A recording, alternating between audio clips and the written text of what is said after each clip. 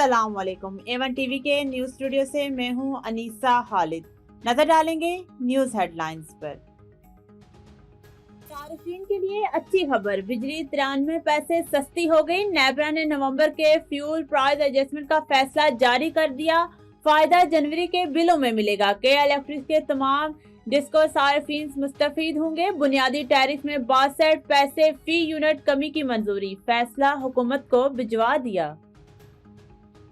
वज़ीर दाखिला मोहसिन नकवी का दौरा चीन, पुलिस कॉलेज का हाई टेक ट्रेनिंग सेक्शन का जायजा, व्हीकल स्क्वाड की पेशावराना सलाहियतों की तारीफ, कहा नेशनल पुलिस एकेडमी और बीजिंग पुलिस कॉलेज का ताउन बढ़ाया जाएगा। और वेनेजुएला तेल की आमदनी से सिर्फ अमरीकी मसनूआत खरीदेगा, अमरीकी सनत और तवानाई सेक्टर को फायदा होगा।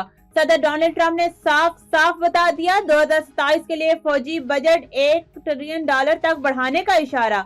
कोलंबियन हम मनसिब से भी राब्ता ताल्लुकात बढ़ाने पर बातचीत, अमरीका तेल की कीमतें $50 तक लाने का ख्वाहिशमंद, ताकि रूसी और चीनी असर और रसूख का मुकाबला किया जा सके। न्यूज़ स्टूडियो से फिल वक्त इतना ही। मजीद किसी भी खबर से बाखबर रहने के लिए देखते रहिए A1 टीवी।